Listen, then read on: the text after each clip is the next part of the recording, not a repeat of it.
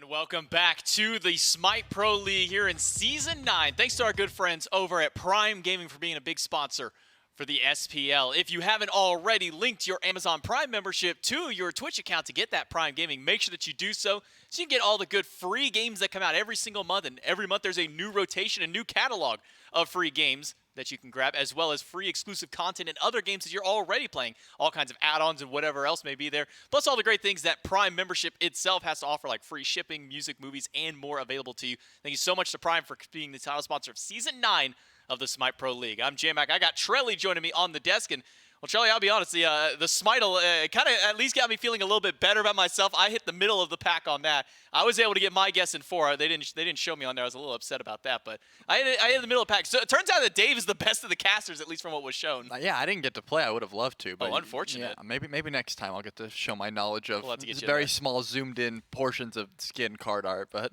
either way, it was a good time. They threw in a couple of red herrings too, because they're like, hey, here's the toxic skin. First thing that went to my mind is, oh yeah, toxic emoji. And now I had to like backtrack and figure out everything. But moving on to the SPL itself, game number 1, or set 1 of our day, between the Titans and the Scarabs, went the full distance. The Tartarus Titans, though, are the ones who come out on top with the 2-1. And now we'll close out our Friday of the SPL with the Valhalla Valkyries and the Olympus Bolts. Valkyries still looking to find their first set win of the phase. The Olympus Bolts holding on to an undefeated record right now, sitting at the top of the standings right next to the Camelot Kings. Yeah, 3-0. I do not envy the Valks trying to take off the Bolts right now because they've been playing extremely on point, usually through the back of Lasbra in the jungle. Just been, we say this a lot. Whenever I'm on the desk analyzing a Bolts game, I usually look at the jungle and I say, did Lasbra have a good early? That usually sets up the rest of the Bolts for that success. And usually the past 3 games at least, that's what's been happening. Yeah, I mean, just looking back at the last 6, it was highlighted at least at the very beginning of the day, the top during the waiting room, how Lasbra's had a very consistent performance in the jungle. And that's why, from his performance in last week of play, he has earned himself the MVP, Most Valuable Primer, in Week 2 of the SPL. And, I mean, with the performance that he has had over his last few sets, absolutely no surprise that he's earning that title. And no surprise to see that the Olympus Bolts have been on the rise, now 3-0 in the standings and taking on the Valhalla Valkyries to try and make it win number 4. This guy right here. Yeah, this guy right here, Most Valuable Primer. He's our Most Valuable Primer. So you're telling me when we get to see him in game, he might have, or he will have the prime crown on his head, on his headset. I'm hoping that he does. I'm hoping for our sake and maybe for his that he does have the little crown sitting on top of his headset when we jump over to that player He's definitely in possession of it. Whether he gets it on his headset is, I guess, up to him. Should be so. Should be. I imagine he's got it sitting on his head. I mean, who wouldn't? That crown is really cool. And so are some of the plays that Lasbra made. An objective steal during this highlight, able to set up for the Bolts to make a comeback, or not even necessarily a comeback, but able to further stamp their progress in that matchup against the Oni Warriors. But I think you're right to talk about the fact that when Lasbra does get a good early game, this Olympus Bolts team is nigh unstoppable. As you can see, the jungler for the Olympus Bolts now wearing his coveted MVP primer crown to show that he is the most valuable player of this week. I'm intimidated already, and I don't have to face him, so if you are looking across the wayside at your opposition, Kiermi, might be in some trouble just looking at the crown alone. But, we talk a lot about the Valks when they are in matchups like this where, 8th seed Valks up against the number 1 undefeated, well, tied for number 1, we should say, the Olympus Bolts here. They've been showing a lot of improvement, and they've been showing that they're able to adapt to some of the things that these squads are throwing at them, but they haven't really found their own style cemented in this meta just yet. And maybe some good news for the Bolts fans at home. Barracuda is finally back in studio, so they'll have all 5 of those players now under one roof. But they're going up against the Valhalla Valkyries, and the man on your screen right there, BennyQ, is probably one of the bigger talking points about this team. Very similar in Lights of Pagan. Back when we were watching BennyQ in the SCC, just making his way into the Pro League, we were seeing very creative uses of gods, very creative styles of builds coming from this player. And even coming into the Pro League in his first phase and now into phase number 2, BennyQ has been able to make splashes, or I can't even make splashes, make massive waves over anything else for his team and anybody that the Valkyries go up against. You can't tell me that you made the splashes and the waves comment not because the Poseidon was on your screen. Maybe it was it could have been a combo of both. Yeah, well, either way, you're right to highlight, and I think that the wordplay aside, BennyQ has been definitely a highlight for this roster, just being able to find a ton of success in the role when they're looking good. I think BennyQ is also looking very solid, but not too many times have the Valks been able to find complete dominance in a set. So I think still working on just upping their farm game, making sure they're not get steamrolled. They find lots of kills, and I think that's the highlight of this squad is that they can get some early leads and kills, but when you look at the gold specifically, that's what's I think the main issue here is they're not able to farm the map as well as these other SPL teams just yet. They're still able to get aggressive when they need to, but they still have a lot to learn, I would say, about how the league's changed. Yeah, I mean, whenever the Valkyries came into the Pro League, all of phase one, we were talking about, okay, it's the growing pains of a new team coming into a league where they're in unfamiliar territory. How are these guys going to adapt to the Pro League? We saw some of those adaptations, able to take, a set off of the Leviathans, definitely a great one, but now that we're in phase two, and we still need to see that step up from these teams, and we actually did get it down with a couple of the players, one from the Bolts, one from the Valkyries, for a little pregame interview. So let's throw it right over to them. This phase we feel pretty good. We have 3 set wins so far. We had the 2-1s first week against Scarabs. Bear's been sick, so we haven't had a lot of practice. We haven't had a lot of time to really mess with the meta. But we end up pulling the wins, and now Bear is feeling better. So hopefully we just keep the win streak going. Well, we're 8th place, so not great, but I think we're getting kind of better after a rough few weeks, I would say. The player that stood out this phase on our team is probably myself. Go on. I have nothing more to say. No more. That's all we need. I've been impressed by myself. I think I've been going crazy. The Valks have been a pretty solid team so far. They've been taking some wins. They seem to be struggling a little bit in the early game. Maybe a little bit because of their picks, because I think they're a pretty consistent team, right? They still have a lot of stuff to learn coming into the SPL, but they're pretty solid. When I think about the Bolts, I think about Haddix, because I feel like every time I play against them, it's usually just me and him 1v1ing for some reason. He's just diving me over and over again. If I think of the Valks, I think about probably like their early aggressiveness. They have a lot of jungle gangs. They're down to take the risks that other teams are not doing in the SPL. They're like the other SPL teamers are more inclined to play a little bit more slow because they usually know they have like the late game comms with the late game tactics and whatever. So I think the Valks do a lot of stuff early, and they also draft for the early game in most games. So that's the early game, I would say. Always fun with some of those interviews, the answers you get. One of those questions, was mostly revolving around like, who do you think is, one of the most improved players on your team? Who do you think is really stepping up? And it's funny hearing it come from one player. Laz was saying, I think I'm stepping up. I think I'm kind of popping off. And then we throw it to BennyQ, and he's in the exact same boat saying, yeah, I'm doing pretty good. I'm kind of popping off. And I think they're both right in that same regard. Is they are both players on their teams in their positions that have been able to step up and really get things going for their teams. We'll jump into picks and bans for game number 1 between the Olympus Bolts and the Valhalla Valkyries. And we're going to see a little bit of this clashing. Laz, we're talking about how the Valkyries focusing a lot on their early game, and I think he's right to highlight that. Very similar to the Solar Scarabs, the Valkyries have been making a lot of fights for early pressure in their games. Yeah, I think since the Bolts know that, they may try to draft against it or at least focus that out in the picks and bans. And, for both of them saying, that they're the standout players as of recent, I don't think that's even like arrogance. That's just facts. I think BennyQ's been having a great season.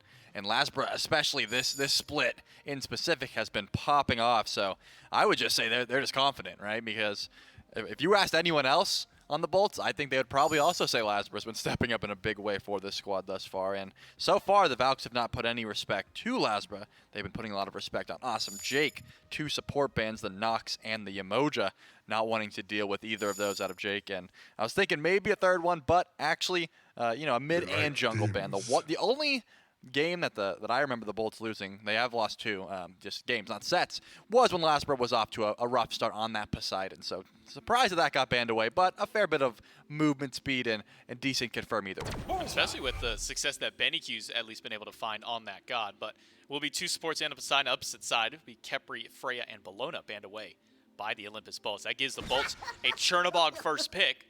And the Valkyries' response will be, Something maybe a little bit less conventional. We've been seeing a lot more Ratatosker as of recent, usually kind of in the bottom 2 whenever it comes to those drafts. But Chiron stands out to me a little bit here, Trelly. Yeah, it's gonna be some decent late game damage from a range. If it is, we've seen it more often than not in the mid lane, but I'm gonna hold off and say it could be in the dual lane as well. And does get some value into Xing Chen with that cleanse. It wasn't picked first, so we can't say that was the plan. It was more so just the Xing Chen was picked into the Chiron. And as long as you wait for that giddy up, should have a pre-free opportunity to grab. So some decent counterplay for both of them as the Ganesha is going to get locked in here. So a lot of picks that I don't quite know where are going just yet, right? You see the Osiris. That to me, that could be a Lazar pick in the jungle, but also could go the way of the solo lane. And on the opposite side, the Rat has some viability in jungle and solo as well. So I'm not putting my money anywhere just yet, but given the fact that the Valks focus a lot on that early pressure, Rat jungle just brings a lot of that. Valkyries will start their second wave of bans with some targets towards Venenu at the very least. The Morgan going to be banned out, not going to give the Bolts a couple of potential transformation choices there, like the Ratatosker or the Ganesh, to get either some semi-global or maybe some objective burn. Meanwhile, the Olympus Bolts will ban away Baron, and it feels like over the course of the last couple of weeks, Baron has been starting to fall out of favor with some of the pro players. Still does see some level of play. It's not like he's entirely gone, but it does feel like a couple of scenes or a couple of matches, this god is just not seeing the same level of priority that we saw just a few weeks back. Yeah, there's been a few of the picks that are sort of falling by the wayside. Ullr not taking a ban here or a pick early on. He's made it quite far through this draft. Obviously, the Chernobog getting first pick, that makes sense. If it is going to get through, 100%. Someone's grabbing it right now, given just how much the global presence is going to be valued. Since Ganesh is picked, I don't think the Bolts have to worry too much about other global bans, like the Athena, for example, in that duo lane. Don't have to take that away. But they have an option to just take away something like magical damage, I would think. And obviously the Baron is going to bring you some CC in that solo lane.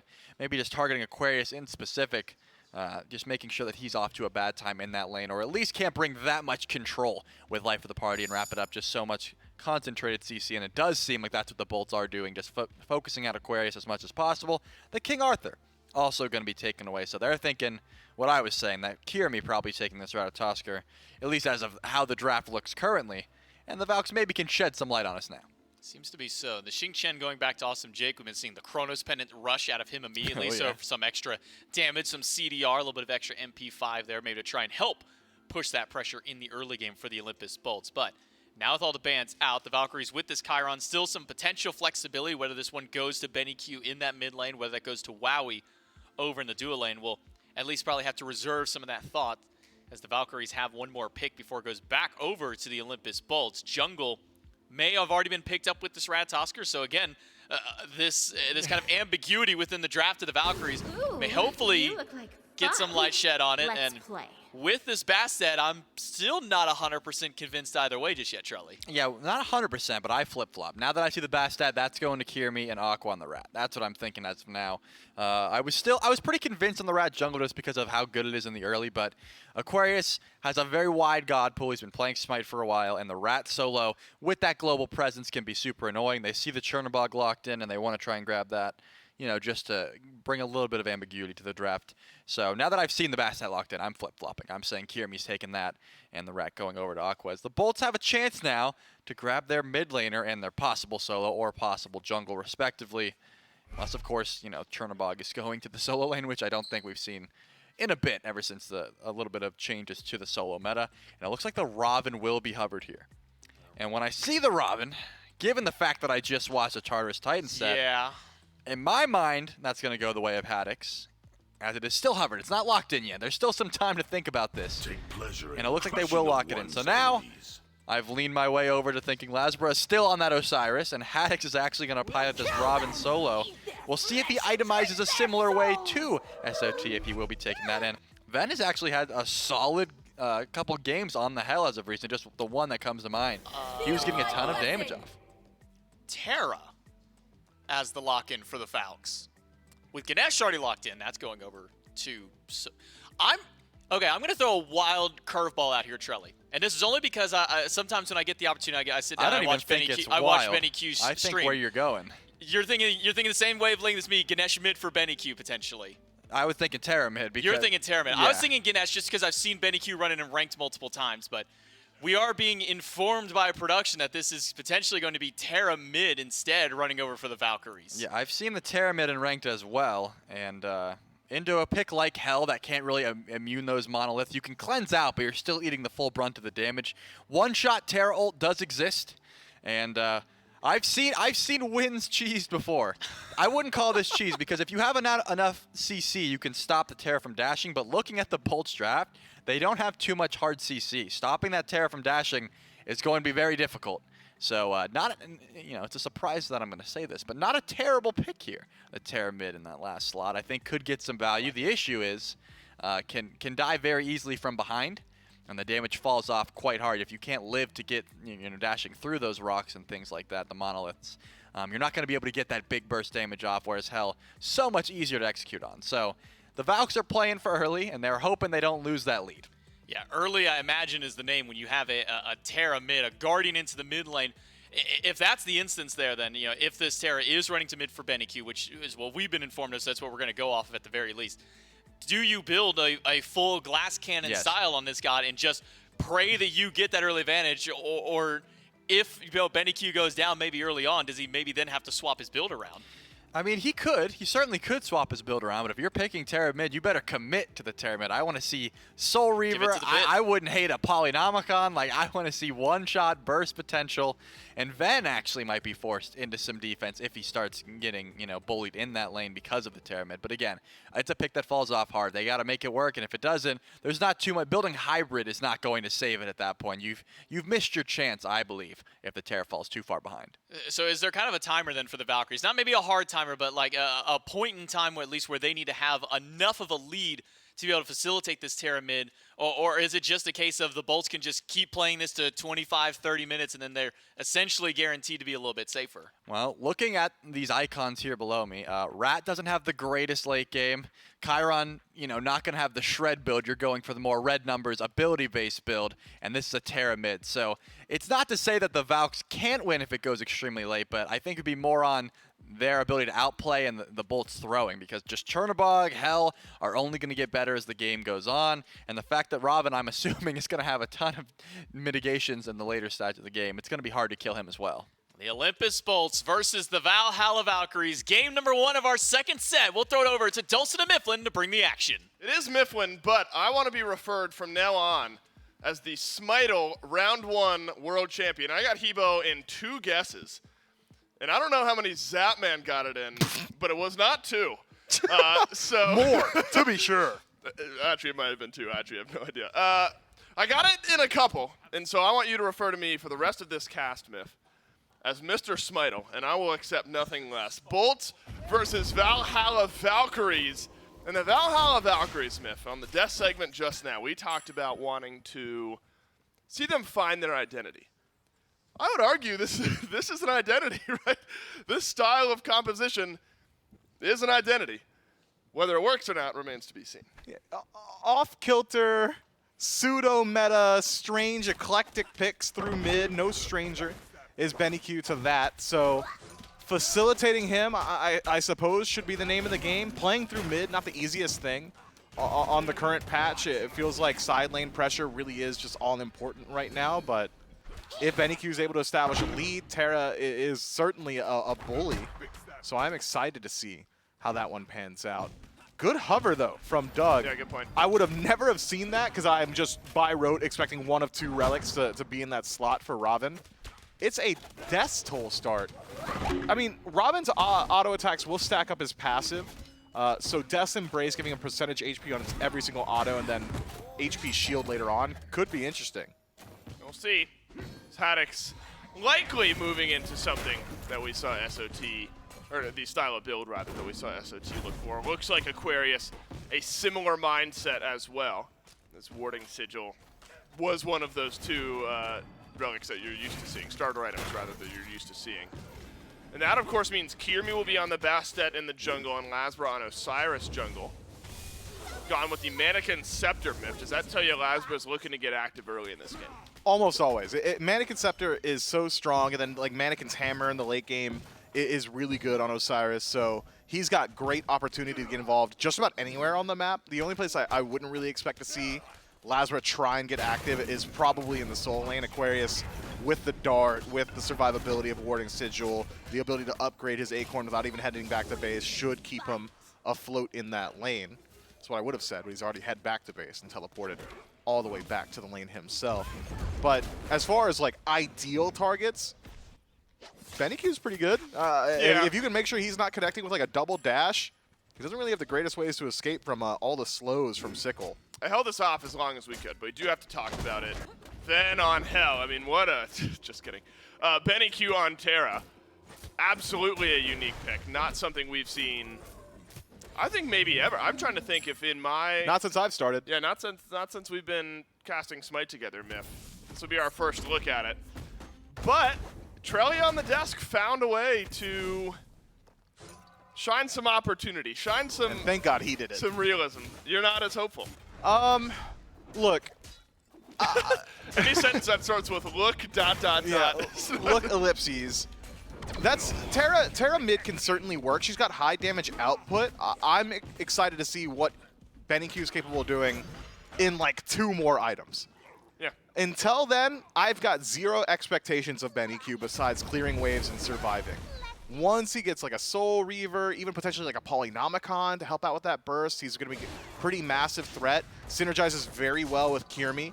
Every time Kiermi connects with the claws, if Earthen Fury's been applied, it's going to be procced. So dot damage, consistent damage really is a good stratagem for the Valhalla Valkyries. And that tells me that this is a strategy that they have developed. This is something that they've practiced in the past and built a composition around. Because it's not just Kiermi. The second ability from Aquarius, that's going to proc Earthen Fury every time. If Gamma throws up a Dharmic Pillar, that'll do it on its own just about. So there are ways that the Valhalla Valkyries will find ease of access to the damage output of Earthen Fury, but I am a huge proponent of strange picks need to be proven before I'm willing to even entertain them fully. If the Valkyries can prove to me during this game that Terra works, we'll think about it more then. Yeah, it's gotta be proven in an actual SPL game, right? Yeah. I don't want to hear any of this worked in scrims. Dude, we were bodying scrims with it. Yeah, Right. I don't care. I need to see it work right here. Or at least be viable, Reed, even if you don't win this game. Don't necessarily need to win. We'll know if it works. Right.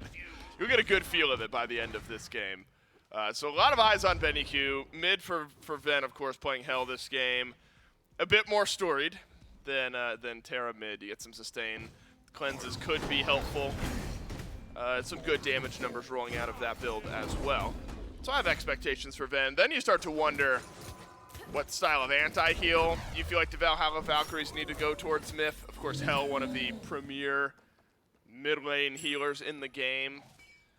Suppose you're building towards some of it maybe naturally through your build anyway. I don't know if you need to overemphasize it, though, because of the Hell. And both teams need to be talking about anti-heal, true, right? yeah, Like, for Terra's BennyQ going to as get even more. It scales off of power, so should be pretty applicable in that regard. Would be surprised if Aqua doesn't get some sort of healing. Thick Bark Acorn seems to be the option for him. Kiermi could go for like a double stack style ability if he so chooses. Transcendence in the first slot, Soul Eater a little bit later on. So staying certainly there for the Valhalla Valkyries as well. But Hell's not really the best applicator of Divine Ruin. With Book of Thoth in the first slot, we have to evaluate whether or not it's going to be a Book of the Dead style build. I think we'll get a better look at that from this next item. Ven in the past has gone Book of Thoth immediately into Breastplate of Valor, then the Book of the Dead. Could be a Warlock Staff in second slot if he doesn't feel like he's threatened by this Terra either. So curious to see the Olympus bolts.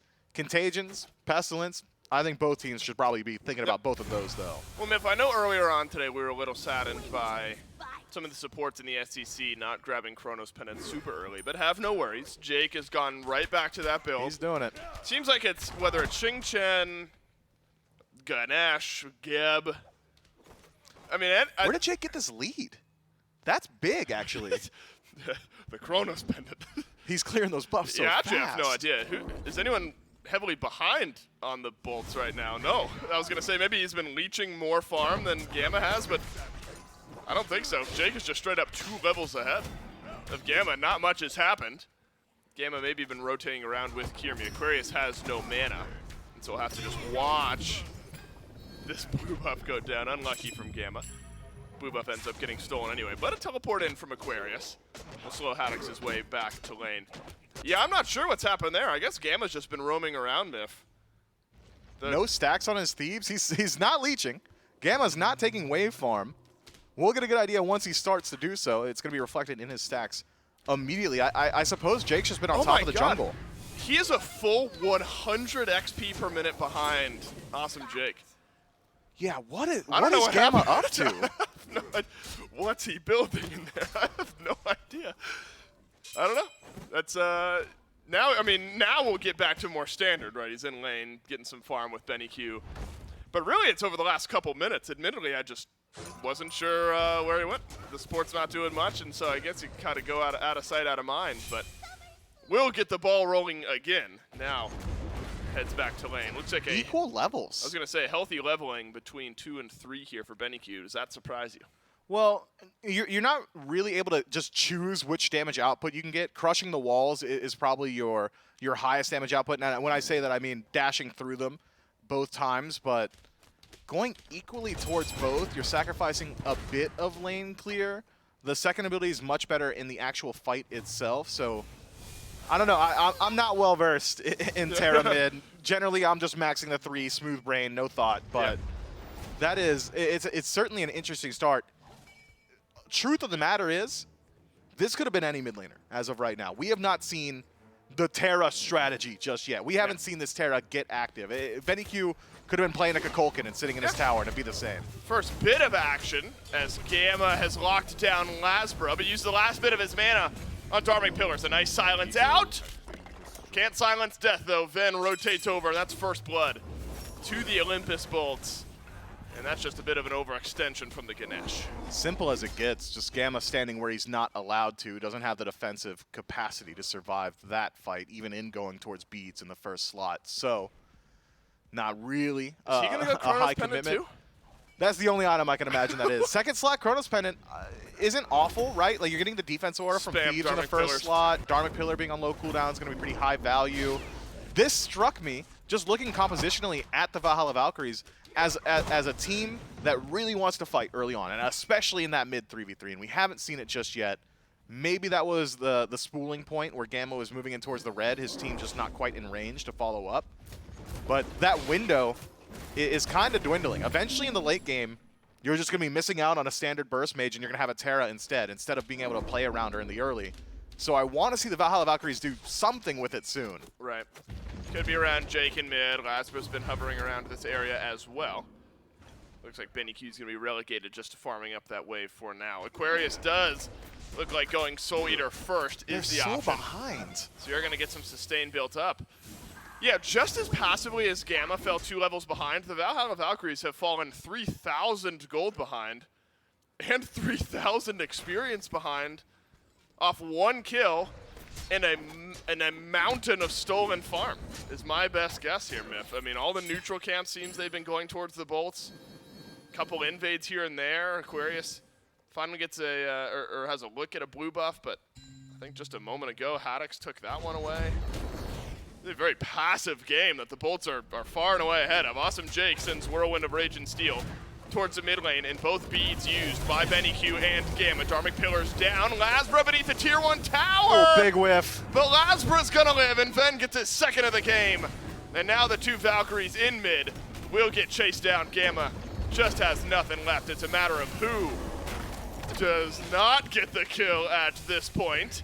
Rat. And a reinitiation from Aquarius, though beads from Barracuda mean backpedaling. Haddox grabs the kill on the Turn and Gamma. I burn. knew it was gonna happen eventually. And now the last 2 Valkyries alive on the map gotta run. Haddox gonna chase into the tower. Ultimate is good. Overhead kick to avoid the stun, Wow. and it's simple Well as that played. double to the Soul Laner. Well played. Wowie just has to limp away. The Valhalla Valkyries were so close to getting their 1 kill twice. Both Ven and Lasbra dropped low at various points during that engagement, but did not hit pay dirt a single time. And what was already a pretty poor pace to the Valkyries gets even worse, My nearly God. doubling up on the lead. The Olympus bolts just outpacing across the board. And I don't even get to see what the Terra was like about, bro. Like, the Yeah. conversation now is, oh, we just lost early. Maybe we can go back to it. Like, you can't even have a discussion about the composition. you The Valkyries they just got owned. You don't have faith that this Terra is going to suddenly... We're not mounting a comeback 3 levels behind. We're not turning on the Jets at level 10, equal with Awesome Jake. They got to extend the game now. Now we got to wait Right. for the Valhalla Valkyries. Best case scenario for them is to, well, best case is just start winning out in these fights, Right. but realistic best case is to extend this match to like the 40-minute mark. I mean, everyone's behind except for Gamma, who's actually got back up. Let's go, Gamma. 2 levels in solo, 2 in jungle, 2 in mid, 1 in ADC, equal over in support. And it was so passive. Just in the same way that we were kind of like lulled into like, oh my God, Gamma's suddenly super far behind. And then you look up at the gold charts and you're like, oh my God, the Valhalla Valkyries are 3,000 gold behind. Just better map play. I mean, it comes down to farm, comes down to pressure, and the Olympus Bolts had it. 3 levels in solo, 3 levels in the jungle, nearly 3 levels in mid. This is a massive disparity. Wow, Any fight that happens on the right side, Myth, the net crazy. worth charts are completely split. That does not happen often. No. Jake is beating out the top farm of the Valhalla Valkyries. That is. Yep. What do you do about that? It's a Polynomicon, second slot hell. Ven's playing with his food. That's not normal. It can't be. His burst potential's there.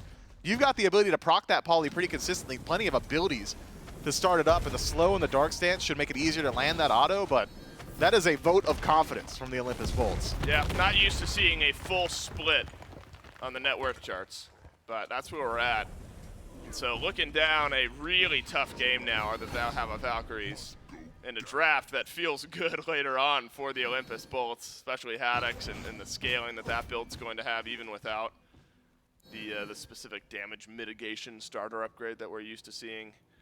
So the Bolts at this point, Myth, kind of just have to play around what's on the map and what's available. It's been a lot of towers up to this point. Tier 1's gone. Barracuda engaged on, but Jake provides some good peel. Kierme jumps onto Barra, and Betty Q does end up deleting a target. And so the Valhalla Valkyries find their first kill of the game, but the Olympus Bolts, with such a lead that a 4v5 fight is not that worrying, re-engage around the red buff. Benny Q dashes back through to the right. Venenu taking a mountain of damage, and Ven goes down, but Haddix with a double kill keeps this fight interesting in a 2-for-2 trade. About as good as it's going to get for the Valkyries, unless Jake trades himself out for nothing. Haddix would like to get the trade himself. Triple kill for him. A TP back in from Aqua might be the chase. Good luck connecting with Haddix. Jake, the better of the 2 targets, and he's burned low.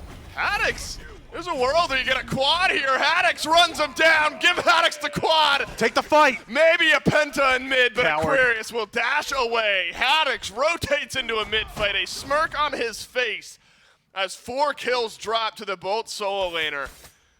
And sure, the Valkyries were able to get 3 kills, but if you weren't worried about the level leads that existed already, a 6-0 Robin solo that feels very, very strong from even is now running down your team. And the sick truth, the hard truth about that fight going to the Valkyries is that of the 3 kills they got, only one of them had a bounty. You're only getting additional gold from killing Ven. Otherwise, Barracuda hasn't got any kills just yet, so he's not high value. Neither does Jake, so those are just standard deaths. Leads are maintained there. And we didn't even see it reflected in the charts. Generally, when a team is as far ahead as the Bolts, every single kill the Valkyries would have got normally would have been enough to offset the numbers disadvantage, but because of who they killed and how the Bolts have been distributing the kills themselves, it's not even a massive swing. Barracuda getting caught out early makes that fight a bit more lopsided. Just as Kierme gets caught out here by Lasbra, Dharmic Pillars won't save his life this time. Lasbra, though, taking big chunk damage. Centaurus flies in, but doesn't hit Awesome Jake. That was the hope from Wowie. And 2 more kills drop for the Olympus Bolts. It's Kierme and Gamma down for the 3rd and 4th time, respectively, this game. Been a tough game for the Ganesh. Kierme hasn't been able to find much. And why not, Haddix? You're 6-0. Run at the red buff, see what you can get done. It looks like he's going to do 50% of Wowie's HP bar. Meanwhile, the Olympus Bolts on the actual objective, Gold Fury, will go down, and Haddix just simply could not care less about what's happening on the screen in front of him. Nobody a threat to the solo laner of the Olympus Bolts, and this gold lead has extended to untenable ground. This is, in 9-5, at this portion of the game, 16 minutes in, unheard of. This is... We're on like a record pace. We'll find a way to go 30 anyway. Now, if the Bolts keep the gas down in the way that they are right now. Just go to fire. Oh, I'm wait. thinking. A little bit more farm for Aquarius, and he will jump above Jake. Massive. He is literally 2 gold behind. He's tied. You could do it, He's Aqua. tied. It's just the spooling. No, there he it did is. it. All right. Aquarius jumps above Jake on the net worth charts. Unfortunately, Wowie's got 200 more gold to go to catch back up there. That's a pyro. That's a fire. That's where they're headed. It's a pyro or a fire. That's where the Valks are headed? No, that's where the bolts are headed. Oh, no, I was saying for the next player on the Valkyries to jump over Jake is another 200 gold. Yeah, you're right. One more objective for the Bolts. Well, doesn't quite bode well for the net worth charts. Pyromancer is going to get taken by the Bolts. Yeah, I'm not sure at this point in the game if the Valkyries can even fight over anything. I mean, they're so far behind. I guess you hope that you can catch someone else out from the This ain't the guy you want to fight. Well, you don't want to fight the 6-0 Robin? Well, 7. You don't want to fight the 6-0-1? Who gets it? Who's right, me or you? That's the question. I want to fight the 6-0-1 Robin. Kirmi, though, rotates in. Answers back with a kill on to Lasbra. Again, 1-for-1 trades. It's about as good as it's going to get right now, it feels like, for the Valkyries. Lasbra drops to 2-1 and 4, and Kirmi at least snags a kill. Lono's mask. Yeah. Do you think... 4 are leaving? Are 4 leaving? We got to get out of here, guys. This ain't going so good. That is unbelievable. Haddix is running down 4 members of the Valkyries. Look at his face. Haddix doesn't care. Oh, my God. I've never seen a more uncaring god on the planet. Dude, this is... Turn off the screen. I don't want to see this. His HP, he's healing. His HP 5 is beating these guys. And now Aquarius is going to catch the hands. He walks back. Holy. All right, disclaimer on all of this. Yeah. The Bolts are 10,000 gold ahead, and Haddix How much of it is just Haddix? It's got to be significant. 12 as opposed to 3,000 on his own. Yeah, Haddix is 3,000 ahead of anyone. So, right, obviously Robin solo is strong right now. Agreed. And he gets Lono's mask. That's Massive power spike. But he's also level 19 to the 17 or much, much worse for everyone on the Valkyries. So, yes, that's gross, but... But maybe it makes sense. Makes sense given the state of the game right now. I mean, it's hard to kill anyway, but when you're at least 3,000, when you're a full item behind him, it's going to doubly make a bit of sense. The Olympus Bolt's probably smart to take some fights, put some pressure on the right side of the map, grab a kill onto Aquarius, and see if you can walk at the fire. Is he going to 1v1 it? Don't let him 1v1 well, it. he doesn't. I mean, he probably has enough health. I don't know if he has enough damage. Let's see. No. Fire wins those. It's going to take an hour. I don't know. Is that health shield going down? Well, he's hitting it for 18, man. Yeah, I was going to say 50, but that was not him. Yeah, all right. So you can't solo Fire, but I don't think Fire could have soloed him. That would have been a never-ending fight for the Olympus Bolts. And engaged from Awesome Jake while the rest of the Bolts are on FG. This is a 2 versus 4. And onto the wall and off the wall goes Barracuda. He'll send some autos Gamma's way. Double root as Wowie and Gamma have to use their ultimates, and Wowie picks up 1. Barracuda loses his Fire Giant buff, but the teleport is a bad omen for the Valhalla Valkyries. It means the merciful god Haddix is back, and tier 2 is just not an issue for the Robin at 6-0-1. Oh, hold on. Taking a bit of damage. He is taking some damage, and Haddix has to Mystic Rush away. That's unheard of. Are they going to kill him? It's a knockup. Well, they're going to kill him. They got him. They got him. The Valhalla Valkyries are able to at least drop down a few members of the Bolts, and it's right after they get Fire Giant. So the Bolts far and away ahead and get the FG, but don't keep their buffs on the map for very long. Yeah, the Bolts just playing a bit too much with their food, I'd say there. Barracuda getting picked out on his own was a bit unnecessary. Jake going in onto the red buff, 1 versus 3, a bit unnecessary. But the Olympus Bolts are so largely ahead, so wildly ahead 21 minutes into the game that they're allowed. They're legitimately just allowed to make plays like that. Only 1 tier 2 tower standing between the Bolts and every single one of those birds. Even with the Valhalla Valkyries taking a team fight cleanly, what do they get? A singular tier 1 tower? And Jake grabs Emperor's armor, so I think we're going to be sieging here pretty yeah, shortly. I think the siege might be coming. Fire Giant buff or not. And you still have Fire Giant on Lasbra. I suppose that's all right. Oh, we're just Jake. going to leave Jake out of this? I mean, Jake's going to tank stuff up for sure. Fire Giant HP 5, pretty useful. I legitimately, I think having your support or soul laner, just whoever your primary tank is, second most important person on the map to have Fire Giant. Yep. Right behind your ADC. Right behind your ADC. Unfortunately, Barracuda doesn't have it, but one of the primary tanks. One of, because Haddix, again, feels near unkillable at this point in the game. Not only 4,000 gold ahead of everyone, but doubling up the damage of everyone on the Valhalla Valkyries, and then some in some cases. Don't want to get super caught out here if you're Jake. Again, these individual picks are where the Valkyries can stall out the game. But if it's baiting in for the rest of the bolts to rotate over, feels just fine. At least level 20 is reached now by Haddix and Lasbra, so the XP is going to start catching up a bit for Aquarius and Kirmi. They're going to step forward around this Primal Fury. I mean, if you lose a massive team fight here, you're in some serious trouble as far as just the game in general goes. Aquarius rooted by Awesome Jake. The bolts won't chase too far into the Valkyrie side of the jungle. We may group up for this tier 2. Yeah, the Bolts are slow playing this lead. It still is massive. So surprised to see them take a lackadaisical approach to sieging this tier 2 tower on the left side. Still have an entire minute on your paltry Fire Giant. Lasbra and Awesome Jake the only ones with it. And the Valhalla Valkyries not showing any presence here. Bro. Tier 2's going down. I don't know why I just thought about it again. The visual of Haddix walking forward And and four guys. four grouped up members of the Valkyries Turn on turning their heel. around and Yep. leaving is just some of the funniest imagery I've seen in an actual game of Smite here as of late. And again, it could be anyone. It's just the fact that that 4 players had to run away from 1 because of the state of the game. And Haddix was winning that fight, farmed up a good bit of damage, though is tanking up the left side Phoenix. Fire Giant up for just 10 more seconds on both Laz and Jake. And I think the Bolts realizing that. Happy with the map state change that the first Fire Giant bought them. And they'll reset for 1 more in about a minute. Yeah, what did they get with that Fire Giant power play? Couple towers. I think they got 1 tier 2 and a Primal Fury. And that, because the towers were already dead.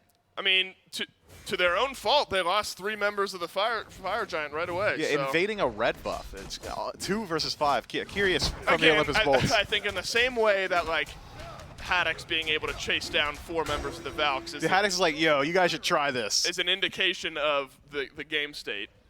I would like to give the Bolts some credit and say them lackadaisically taking a red buff invade immediately after getting Fire Giant is also a statement on the game state.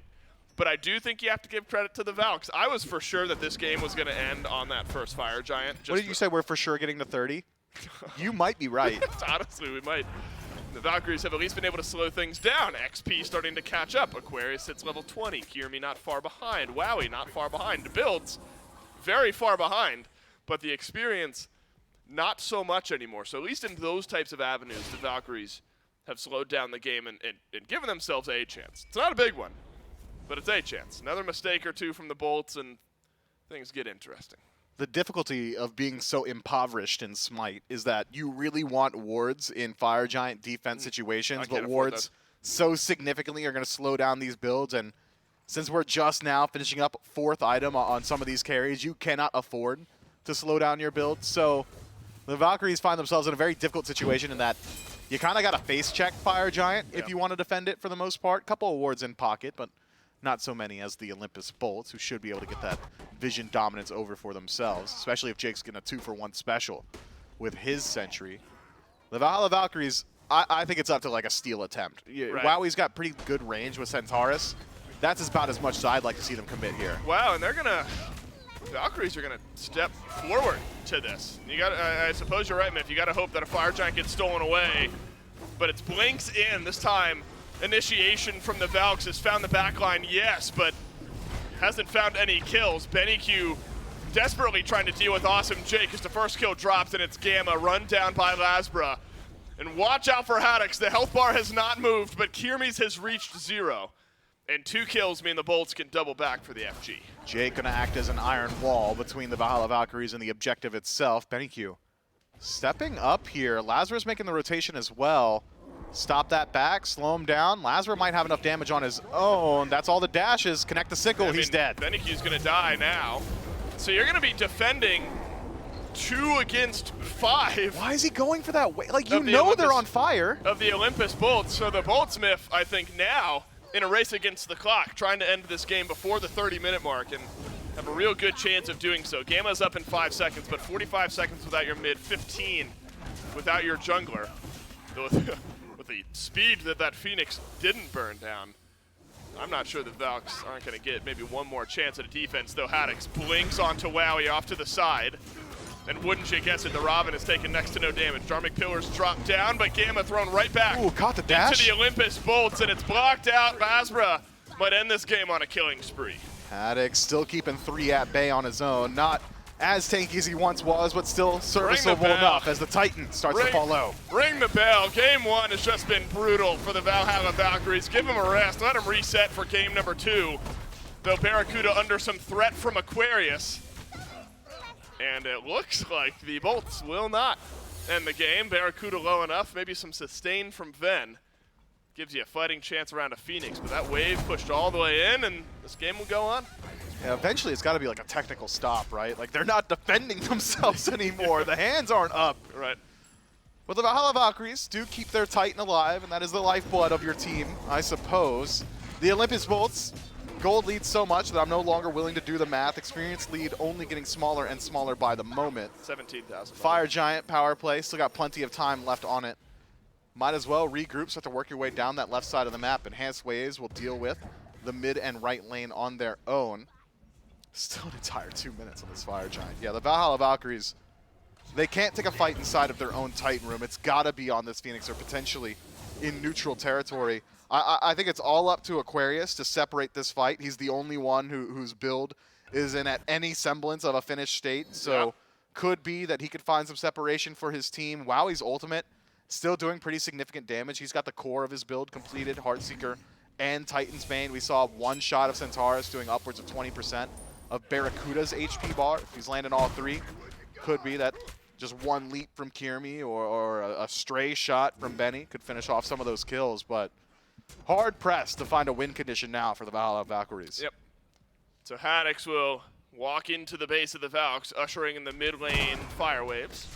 And that is a mountainous health bar. There's he is healthy. He's a healthy boy right now, feeling just How many fine. blips is that? Yeah, count them. Miff, if you give me some time. couldn't do a 17,000 gold lead, I think it's about 42 blips, if you ask me. Maybe 32 blips. It is 42. It is 42? Yeah, I think so. Great. Yeah, I thanks. counted them. A whirlwind of rage and steel through sends Aquarius into the backline. The Bolts won't have enough damage to finish off the kill just yet, but Gamma a bit reactive with the ultimate use. Has walked himself forward. Good damage out of the Centaurus. The Titan taking some damage, but so has Lasbra.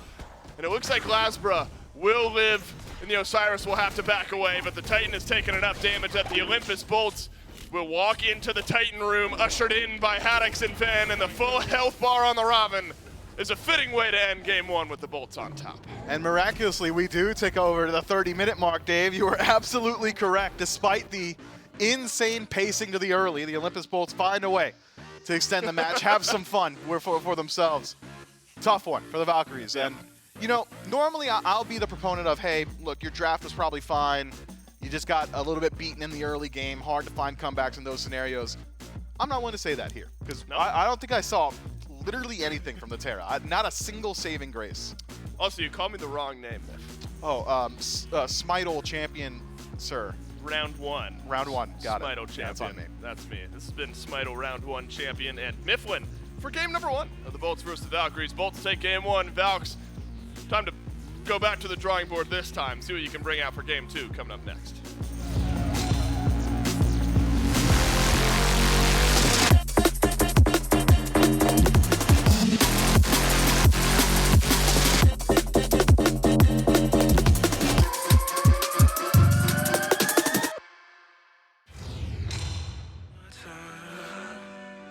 I don't know why I can't get you out my mind. Yeah, so lost, where do I go?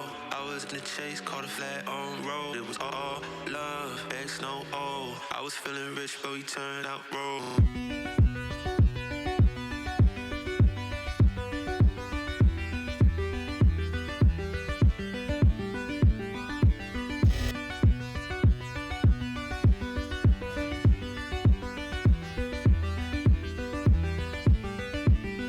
Guess I let my feelings take control. Guess I let my demon take the wheel. Used to think that we be growing old. Now I can't believe that it was real. It was back in late December when I did it. I just wish I could forgive. Cause I hate how much I love it, oh I hate how I just love to catch a feel. Yeah. I've been wasting my time. I don't know why I can't get you out of my mind. And if I find a way to get it, when I do it, I can live it and forget. Cause I hate how much I love you, or I hate how you just put me in my feelings.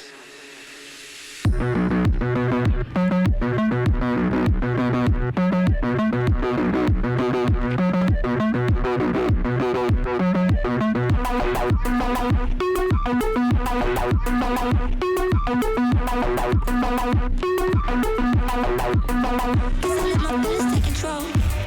Guess I let my demon take the wheel. Used to think that we be growing old. Now I can't believe that it was real. Guess I let my feelings take control. Guess I let my demon take the wheel. Used to think that we be growing old. Now I can't believe that it was real.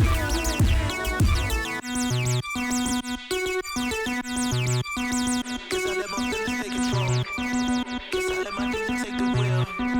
Used to think that we be growing old. Now I can't believe that it was real. I've been wasting my time. I don't know why I can't get you out of my mind. I've been wasting my time. I don't know why I can't get you out of my mind.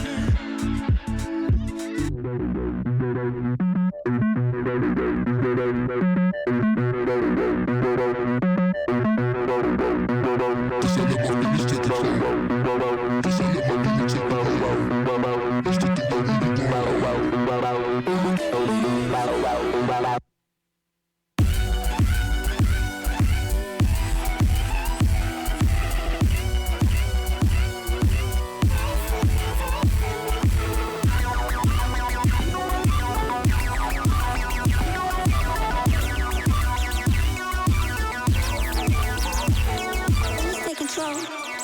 Guess I let my demon take the wheel. Used to think that we be growing old. Now I can't believe.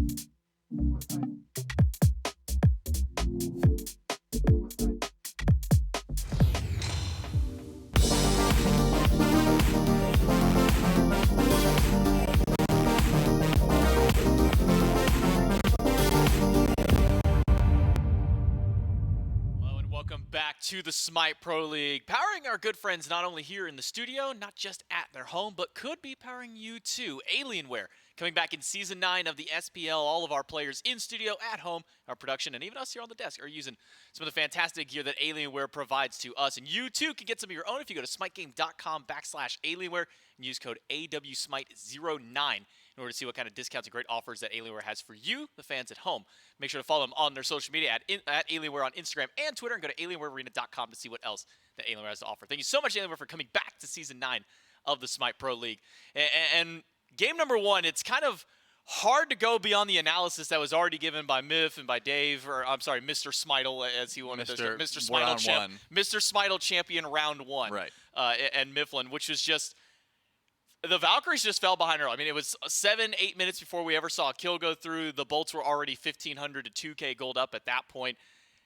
And this Terra mid that Benny Q picked just didn't really do anything at all. Yeah, I mean, I said it in the picks and bans. I said if this pick falls behind in the slightest, it will not work, and that's what we saw. The Terra mid has some crazy burst potential, but you have to get online. You have to make sure you're ahead going into this portion of the game, and they were never ahead. The Valks just could not catch a break this time around, and I think vastly because of the draft, Haddix on this Robin, you're going to see that little shield tick at the end of his HP, and I doubt you'll ever see his HP drop below that because he just was not taking too much damage this entire game. He died once, I think, and that was a pretty... 5 people to kill him. That was a massive moment because we were all watching in awe. And then after that, it just looked like Haddix was going to continuously run and not care too much. Yeah, it essentially became a game at one point of how long will it take before we finally see the white portion of the health bar from the shield actually disappear. And at multiple moments, it took a tower shot or 3 or 4 members of the Valkyries to do so. All of our highlight reel over on Haddix on this Robin, a 10.5 KDA. And even a quadra kill for Haddix. Aquarius didn't want to square up to try and at least see if he could stop the pentakill himself. Instead, he dashed away. I remember Mifflin explicitly calling Aquarius a coward for not wanting to take the 1v1. But when Haddix ends a game at 7-1 and 7, didn't even go for the traditional full mitigation build, went with this just more tank style build, still threw the Lona's mask in there. But Haddix, Lasbra, everybody across the board for the Olympus bolts just so far ahead, the Valkyries just had no chance to fight back. Wait, Jake went nuts. Look at his damage. That's that Chronos pendant, baby. Yeah, that's putting in some work. Chronos pendant. Jake now damaged everyone but Haddix. He was getting in there with the Xingqian as well, so... Maybe it is OP. I mean, I've not doubted it. They're I'm a believer They're now. 3-0. Until they lose, I'll die on that hill. I'll say that the Chronos pendant starts OP if you can play around with it. And so we'll have to see if they continue that trend. You know what? I'm a believer of the Chronos pendant Xingqian. We'll see if it's a believer in this one, and we'll see if Haddix is once again allowed to pilot the Robin solo, if the god will even make it. Charlie, at this point, I'm almost just sick of seeing how tanky it is and how much he can just sit there and soak up damage. I wouldn't mind if he just got banned for that point alone, not even with how good X, Y, or Z player is on it. I'm just kind of tired of seeing how good it is. Yeah, I wouldn't doubt it. And the Valks, I was going to say, we might be able to see the Robin ban speed run, and not going to be the world record because it wasn't that second slot. And the Emoja was banned away last time, and it looks like the Valks will leave that one open. So if the Bolts want to prioritize the Emoja, they definitely could, but they're not going to. They're going to grab that Osiris. The Chernobog was taken away once again, or not once again, first and foremost, so Barra can't go back to that. So we will see a little bit of a different look in the duo lane, at least for the Hunter. And Osiris had a good game. I mean, you know, Haddix soaked up a lot of those highlights, but Lasbra was also looking very solid on the Osiris. Oh, yeah, no, for sure. Lasbra able to put up, I believe, a 5-1 KD for himself in that first game. Obviously being a bit outshined by the fact that you have a tank Robin that's going 7-1 and everything else happening around it. But Lasbra able to put in good work on this god. Ken still flicks over to Lasbra, or to Haddix as well, if Lasbra does not want to pilot this one. But now the Valkyries have a few options available with the Khepri banned away, Yemoja, kind of that next top support that is available. And I got to imagine if you're the Valks, you don't want Jake to have that god, so maybe you just pick it up for yourself. I don't know. Jake's on a Chronos pendant wave. Yemoja doesn't get too much value from it, so I'm not going to say he won't play it, but I think Jake just wants the W key right now. They already got game 1 under their belts. Probably feeling pretty confident given the way that it went. But actually, Jake's looking more chill than anything. Chilling. Yeah, he's just leaned back, arms Big back, chilling.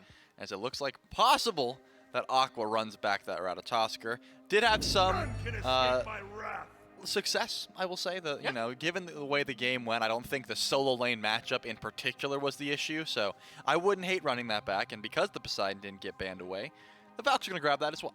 Yeah, Aquarius went 2, 2, and 3 at the end of that game, was able to put up nearly a little about 16,500 damage for himself. And considering the state of the game that it was for them, that's at least good for Aquarius to keep relevant in there. But Yamoja will be overlooked by the Olympus Bolts, at least for now. Jake's having too much fun with this Chronos Pin and Xing Chen, and he's not going to be stopping anytime soon. We will see a different Hunter in the dual lane, though, as the Chernobog did get banned away.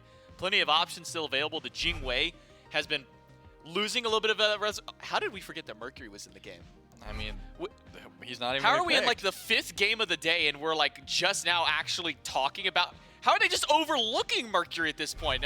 Unless they're just gonna give Osiris to Lasbra. Yeah, who cares about Merc? Can you do Robin things on Merc? I don't think so. So he's not being prioritized. Definitely hit a lot harder with one hit. Well, he certainly could.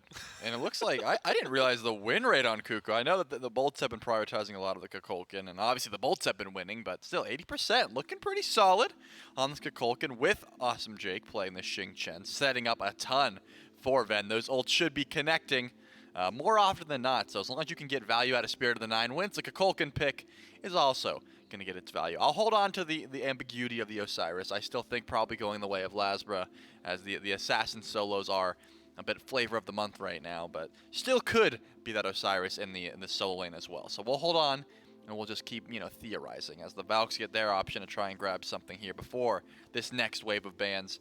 The Rat and the Poseidon don't really reveal too much about what they're trying to do. They've got some decent global presence, semi-global, I should say, and then just some great burst damage in the Kraken. Yeah, and seeing that Poseidon is going to be that pick, Benny Q more often than not has been piloting it for the Valhalla Valkyries. So very rare that we actually see Benny Q's God picked up this early in the draft. But the Valks will grab that one, and then Erlong Shen, very likely for Kirmi. So Ratatoskr back to the solo lane for Aquarius, most likely, with at least what the top 3 has shown us from the Valks. Now, as the second wave of bans goes through, I imagine for the Valks, maybe some Hunter bans could come their way, could go their way at least to try and limit a little bit of what Barracuda is going to do. That's not typically the Barracuda pick that I would think of. I'm thinking if you want to go with an ability-style Hunter to ban from him, it'd be something like Scotty. Yeah, but are you really going to ban Scotty away? I mean, you certainly could. It could be. Are you going to ban Chiron away when they didn't even play it? Yeah, I think the Chiron's certainly a throwaway ban, because my mind immediately goes to Jing Wei, even if it's not, even if Jing Wei's win rate is atrocious right now, which it is. It's not looking great. She's still a safe pick, provides a good amount of DPS late game. I don't think the win rate really affects what God does. And Artemis is going to be a solid one as well. So maybe just fearing the cleanse and the range damage of the Chiron. Not banning out Barra, specifically just the Chiron as a pick is what they're more so focused on. The Bolts, because they didn't grab that Yamoja, are able to just ban that one away. And the Baron could just be worried about a little bit of that support style play, because, they already have their soul laner in that Ratatoskr. And it looks like Fenrir support is going to be the option here. It certainly could be other things. I'm assuming it's going to be Fenrir support, though, just given the ease of execution. Ragnarok is pretty simple as compared to the rest of the CC from this squad, but still, the Valks going for a very early game focused composition here. Why does it just feel like the Valkyries banned Wowie's picks more than anything? Because Wowie played the Chiron last game, and then Valkyries banned it, and Wowie's been playing a lot of Artemis as of recent, and then the Valkyries banned it. So it feels like they're just trying to make Wowie do more work. Now, when I think back to the successful gods that Wowie's been able to bring back in the past, I think of Cupid. I think specifically, though, more so of Charybdis. Oh, that works too. Cernos as well, but I'm thinking Charybdis, because that's a god that once it got brought back into the meta, once it kind of got brought back into play for some of these pros, immediately Wowie's jumping over to it. It gives them something safe in that lane to deal with, to be able to handle a lot of the pressure that was coming over towards that duo. But for now, it's the Olympus Bolts with 2 more picks. Hunter for the duo lane, and maybe Lasbra or Haddix's pick, depending on where this Osiris goes. With only a couple of Hunters banned away, and with a Horus locked in, that one definitely going to be going over to Haddix. Look at that, a 100% win rate, baby. That's pretty good. That's what you want to see from the Horus That's what solo. we love to see. Yeah, and it's going to be a very different play style, as it is going to be the Jing Wei, because that did not get banned away from Barracuda. So a very Bolt style draft. And so far, the Bolt style has been working, so I don't see any reason to change that one up, as the Shibalanka is going to be locked in last here. So only magic damage dealer will be the Poseidon, but does bring a fair amount of magical damage, so shouldn't be too big of an issue. you're going to have a lot of CC. The Valks are looking to get active early, find some picks here with the Ragnarok. Even there's a lot of beads burning as well with Rat, with the Erlang Shen. 9 turns Blessing can usually burn something and or just get the pin down. So I think the Valks are still wanting to try to get active very early, whereas the Bolts maybe want to sit back a little bit until ults come up with the Whirlwind of Rage of Steel and the Spirit of the 9 Winds from the Cuckoo. Some big damage and big setup, but you're going to want to wait a little bit to come online. Maybe not as iconic as game number 100, but this will be the 110th game now that Barracuda's gotten to play this Jing Wei, sitting at a 57.8% win rate. Pretty impressive from him. Jing Wei, though, has kind of been falling out of favor with some of the players, whether it be at the SCC or the SPL level. Hasn't been seeing that same level of success since the Masters tournament concluded. Maybe with some of the nerfs to her, with some of the nerfs in the item builds, and some of the buffs to some of these more frontline aggressive style of play. So we'll see if Barracuda's able to find some success with the Jing Wei. But going back over to the dual lane of the Valks, I mean, we got Shibalanke, a slightly new look over there, at least for Wowie, and then potentially Fenrir in that dual lane. I mean, do you feel that this gives the Valkyries a bit of pressure to find something in one of these lanes?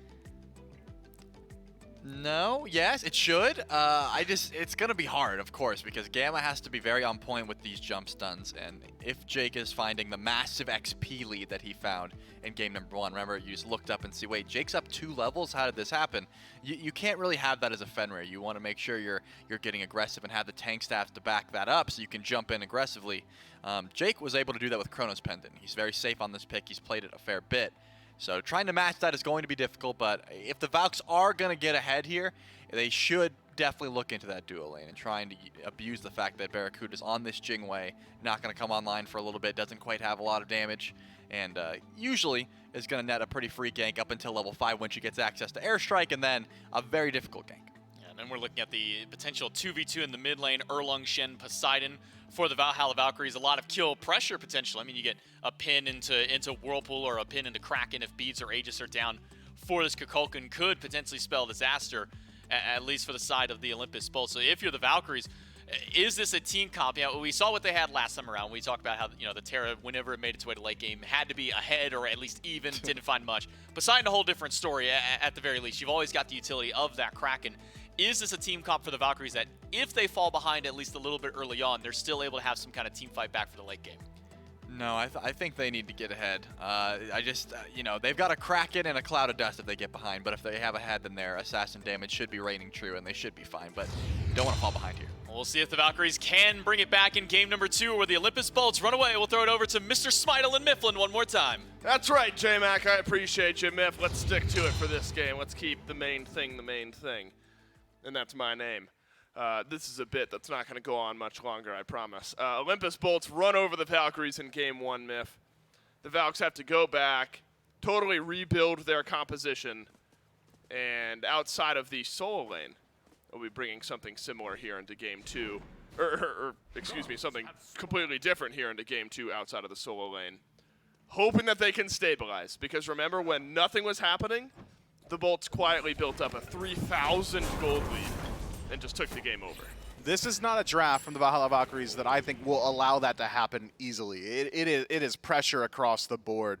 Kirimi getting involved with the Mannequin Scepter, Gamma on the Fenrir support, something that we were used to seeing at the tail end of Season 8 and even at portions of Season 7, but recently in Season 9. Not so much, but still certainly brings a good deal of pressure, kill pressure, to be sure. Horrific Emblem in the first slot as well, so could be potentially early pressure from Gamma there. But I gotta echo the sentiment that Trelly had on the desk, man. This is a draft that you do not want to fall behind on. Anytime you're physical stacked, it's not exactly the greatest thing on the planet, but Aquarius is able to survive this time. You're right there. Yeah, I mean, we got there. All right, we got there. Are you? No, never mind. We're not going down that rabbit hole. Nope, not doing it. Please. I refuse. Nope, I refuse. Aquarius gets taken low, but it's able to at least stay alive. And that was the story for a lot of the early game in game 1 was low health members on the Valks, even a couple on the Bolts, but everyone kind of living. But the pressure just mounted for the Olympus Bolts throughout that game. I think mid lane ends up being a very interesting dynamic this game. If Terra was certainly interesting in game 1, but the style of ultimates between Ven and BennyQ, the real knockdown burst style of damage from both of these mages. Vera takes next to no damage from the initiation there. But I look at the setup around these two mids as being so important in this game. Can you find the game-changing Kraken? Can you find the Spirit of the Nine wins that really sets up a team fight? Going to be a fun story to watch. Both teams have got set up in spades. Lazra with a standard stun, or even the root from his ultimate should be enough for Spirit of the Nine wins. Jake with the washing machine, where his standard root, Haddock's stun knock-up combo is long enough to connect with those as well. On the other side, Kirimi initiation, pin, 9 turns blessing. Aqua dunks with the stun immediately afterwards. So I'm not concerned about either of these mid laners' ability to land these ultimates. It's about finding those opportunities to leverage them. Blue buff invade. Successful for the Olympus Bolts. Laz were able to pick that one up for his soul laner. And Aqua, who has been accosted this entire early game, continues to be so. Yep. I think what does worry me for the Valkyries a bit is that the Bolts who love playing aggressive, although this is a long burn red buff invade from Gamma. My man is working on it. He'll get it. He's working on it. And Gamma successfully invades the red buff. And Venenu is going to be sad to learn that fact here in just a moment. What does worry me a bit for the Valkyries, though, is that rotational pressure of the Olympus Bolts, a team that loves moving around with one another and continuing to play aggressive. I look at Haddox and this To the Skies from Horus as being such a great facilitator for this Bolts team, and the Valks are going to have to find an answer for it. Well, they've got similar global presence. Like Aqua can follow on his own. Don't say it to me like I'm dumb. What? No, I wouldn't. Well, Dave, they've got similar global presence. Well, first off, I'd say Mr. Smite. And secondly, all right, we can drop that rule now. I'm tired, oh, you think so? You don't like it, Mr. Smite? No, I'm tired of hearing Unlucky. Well, I've decided I like it now, so you're going to have to live with it. Okay, fair enough. Go ahead, Myth. They have similar global pressure. Yeah, they've got similar global presence. You've got Aqua with his ultimate able to follow out Haddox alone. It's more so about, as you said, the rotation of the entire team. If Haddox is able to drag Lazbro with him or Awesome Jake, all of a sudden the entirety of your front line is like in the depths of the Valhalla Valkyries. So that is an opportunity that the Olympus Bolts might be looking to leverage, but I'm thinking for the most part, Haddox is like the most guaranteed confirmation of Spirit of the Night wins, so it might be that he's just going to act as a primary initiator throughout the entirety of these fights. But even if you are using To the Skies, if Wowie's really quick with it, Darkest of Nights could make it a little bit harder to find your placement of that ultimate. Aqua, if he's just hovering on landing, it's so telegraphed where To the Skies is going to take you that he could dunk everybody on landing. So there are options that the Valhalla Valkyries have got to deal with it. Even to a certain extent, just drop Whirlpool in the light of Haddox's ultimate, and if they land in it, maybe a little Kraken to follow up. Oh, could be. Get a little crazy with it. Could be. You hope that's what happens. If you're the Valhalla Valkyries, you're going to need to get some scaling going. If you're Benny Q and you got that with the Charon's coins, you get some percent pen early. And if you're able to get the stacks rolling, you're going to be feeling fine. Red buff look again by the Valks, but this time it's going to get collapsed on by the Bolts. Gamma jumps out of the tether. Jake has ultimate, but a good pin from Kirimi completely stops all of the aggression. And I thought for a moment the Bolts had a real good look at a collapse in there, but the Valks were able to disengage. Still, the Valks relentless around this red buff. Gamma's going to walk in, realize it's dropped, and there's nothing else to fight for. I'm looking at the gold charts. Experience not so separate, but Valhalla Valkyries still falling pretty significantly behind in gold just by rote, and that's with the Valkyries. It's a similar pace. Stealing away these red buffs. That's with the Valkyries getting aggressive on the Olympus Bolt side of the map. I couldn't tell you exactly where the entirety of this lead is establishing itself. Maybe it's more efficient splitting, it's the greater Scorpions, or a pick. Maybe a pick on the Gamma. Goodbye. Haddox grabs first blood, and that is simple for the Olympus Bolts. Do they have I can't tell. I think they do. They do have a ward on the other side of that wall right there. I was going to say, it's either impeccable timing or ward coverage. And the Bolts did have a ward as Gamma makes his way over from mid, and unfortunately jumped on by the Bolts. So what we just saw there, Haddox fracture into knockup with a Spirit of the Nine wins on the tail end. That's not going to stop. That doesn't fall off. That combo gets better as the game goes on. That's a no-stack, single-item Book of Thought Kukulkan there. So got to be concerned for the Valhalla Valkyries' ability to survive that.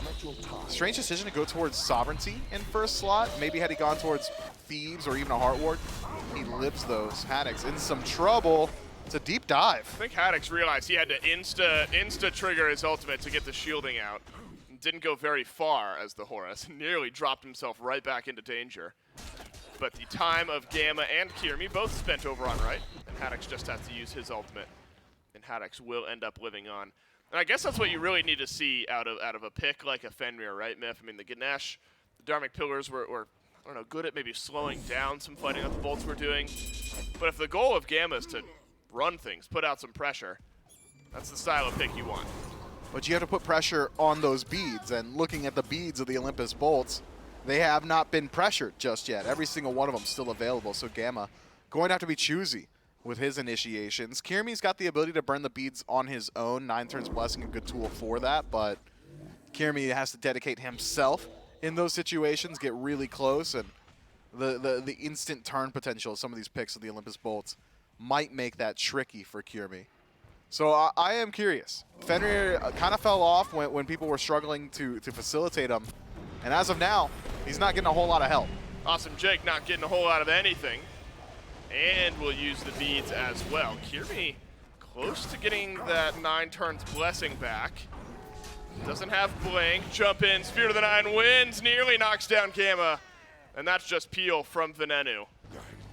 And so Awesome Jake a bit overextended, but he will stay alive. Both supports getting aggressive in the first few minutes of this game. Good burnt beads, though. Benny could have been in some trouble. Zephyr's on a very low cooldown, so had Van been able to stick close, could have potentially finished that off just with the first ability. So now Gamma's got his target. You know exactly where he's going with this next Ragnarok. It's got to be on Awesome Jake. No beads for about 2 minutes on him. CC immunity available on the ultimate, and Chronos Pendant in the first slot means that ultimate will be available pretty consistently. 20-second window for Gamma here. If he can connect with Awesome Jake, the damage output should be enough. Doesn't really have any defense just yet, but that window is dwindling quickly. Could be that Jake's going to have his ultimate back just in time, but the Valhalla Valkyries are hunting him. Wowie. Going to get aggressive upon here by Jake. Wowie does have beads, and of course the ability to disengage, but so does Awesome Jake. Spirit of the 9 turns Blessing rather gets used, and Kirmi sent beneath the tier 1 tower. He'll take a couple tower shots as a Ragnarok onto Jake hands the first blood. Can you get out? Of the game over to the Valhalla Valkyries. First blood, or first kill rather, of the game to the Valhalla Valkyries. The Bolts already have a kill. And it's a full disengage from the Valk, so a nice play by the Valk's jungler to put his pressure in the right place. Yeah, great play from the Valkyries. That is really the easiest opportunity that they're going to get. Jake now on respawn should get his ultimate back up by the time that Gamma's got his again, so you have to do it all over again, this time without Blink, without the 9 turns Blessing from Kirmi as well, but still an entire minute on those beads coming back up. The Valhalla Valkyries with this style of draft need that early lead. Trelly was hammering that on the desk, and I tend to agree. So the way to get it is to continually find that pressure, and as of now, Jake might be the only one that you can really hit pay dirt on. Be great for the Valkyries if they can head over to an objective immediately afterward. They've got a great composition for it, decent confirmation, phenomenal burn potential as long as it's around that gold fury. Get Wowie involved, Benny Q on this Poseidon, especially with this early Charon's coin and to do more builds, should be able to put a good deal of pressure onto these objectives. Yep. I'd love to see the Valkyries try and leverage that. Unfortunately, Myth, the pace of the game as far as gold disparity has continued. At 5 minutes, it was a 1,000 gold lead. We have reached 10 minutes now, and we are almost exactly at a 2,000 gold lead. It is just this passive buildup from the Olympus Bolts that really bled out the Valkyries in game 1. It's going to have to be more proactive to stop that from happening. Unfortunately, not letting the Pyromancer go is maybe square one of stopping this gold lead from continuing on, and the Pyromancer will go to the Bolts. Close. An attempt by Kirmi. Spirit of the 9 wins, flies in from Ven, but Kirmi will escape just fine. And so a nice neutral objective secure by the Bolts. And again, this just remains clean. Without that much fighting, it is simple macro play and objective control by the Bolts. Yeah, not much fight back from the Valhalla. They're just getting outpaced all the way across the map. Seems like the Valkyries really wanted to get aggressive towards the red buff. That doesn't work out early on, so they've slowed down since then. Aqua just in some trouble over here. He's not had a great time in this lane, but Soul Eater should allow him to resustain pretty quickly. The Valhalla Valkyries are not in a position where they can allow this pace to continue, and not even taking into consideration the fact that the Olympus Bolts are pulling ahead just naturally on the map, but just evaluating the draft. The longer this game goes, the better the Bolts draft gets and the worse the Valkyries draft gets. So you want to be pushing the pressure now. Even if it's not the greatest opportunities, the longer you wait, the worse they're going to get. And I know it's not an easy ask because every single set of beads still available for the Olympus Bolts, I believe only really used once, and it was awesome, Jake. Someone's got to burn them. Someone's got to get proactive. Somebody has to have that hard task. Could be Kiermy, could be the Gamma has to do it himself, but as of right now, it almost feels like the Valkyries are playing hot potato with the responsibility of it. No, you burn the beads. No, you burn the beads. And as long as you're having that argument and that discussion, those beads aren't getting burnt. Well, Myth, 2 minutes later, another 1,000 gold for the Olympus Bolts between a Pyromancer and neutral farm. And the Bolts will continue their pace. Benny Q forced out of mid again. That's been happening a couple times. Just the tornado from Ven, the whirlwind connecting, and Benny Q getting chunked down. Opens up to early objectives. Because remember, this is very similar to Game 1 in the sense that the Bolts just grouped up for some Tier 1 towers in the first 10-15 minutes of the game. Really snowballed the early game. So similar mindset here, just maybe 1-2 more waves in that tower. Ends up getting knocked down. Actually looks like a slight XP lead for Wowie over in duo. And Wowie's gone Transcendence into kin size. Barracuda with a bit of a different build from what we're used to seeing. Blood Forge into the Atalantis bow. Though it has been Devourer's Gauntlet for Barra, and so I imagine it's just one of the cases of he just had money for Blood Forge and thought it was a fine enough item. So the Hunters will remain calm over on the left side. And unlike Game 1, finally something unlike Game 1, is we haven't seen much pressure over on left than we did the first time around. Yeah, not quite. It's been a much slower pace as far as skills are concerned, only 2 at the 13-minute mark. But the pressure on map is certainly there. Wowie forced to retreat as Lasbra had made the rotation. Polynomicon seems to be the new favorite of Ven and mid, going towards it in that second slot. I suppose it makes sense. Book of Thoth, one of the largest power infusions, especially synergizing well with Kukulkan's passive, means that even this early on, Polynomicon's probably swinging for like 180 some odd damage. It's just literally another ability for him. It's as if he's got 2 Zephyrs available, and he's leveraging that to take down this Tier 1 tower, which has fallen already. Tornadoing his feet, getting that poly proc, Zephyr the wave, poly proc, use your 2, poly proc. Really makes it hard to find those defense situations. The Valkyries getting active. Looking for Ragnarok, gets it, but a bit delayed on the Lasbra. Spirit of the Nine wins, flies out, beats and A gets used by Ven as a Kraken from Penny was at his feet. Gamma now left alone by the Valks, and that'll be it as far as aggression goes from the Valhalla Valkyries. Aquarius now worried about escape. Okay, I would still not call this aggression by the Valks because it's just where Jake happens to be. Jake better die. No, he's fine. He's got to die at this point, right? No, Jake is able to get away with that. Now Lasbra blinks forward, jumps in, forces Aegis from Wowie, and Lasbra has another. That is disastrous for the Valks, not able to pick up any of the kills.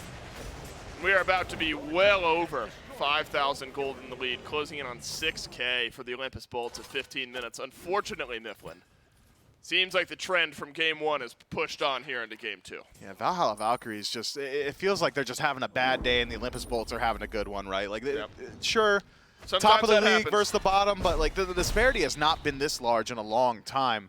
I do want to highlight the play we saw from Gamma. I know it looks goofy. He's kind of waiting to pick people up in the Ragnarok. And it's a play that would have generally worked out against 99% of players. Unfortunately, he's playing against the top 0.01%.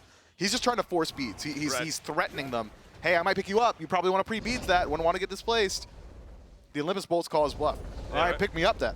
I haven't had to use these beats anyway, so if you get them, big deal. And eventually he does grab Lasbra, force out those beads, but in waiting so long, it cost him his life. They cost him. Aquarius has ultimate, but I think the time spent, yeah, Lasbra doesn't have the damage, so at least Aquarius will get out alive. But we haven't seen the real rotational pressure of that through the Cosmos yet. It's been used defensively by Aquarius more times than it's been used as far as aggressiveness or engage. And a well-timed juggling of the neutral objectives by the Bolts mean as soon as the Gold Fury goes down, Pyromancer respawns, Aquarius gets his back stopped. And a 16.5-minute Fire Giant. Why not? You got Spirit of the Nine Winds. Let it rip.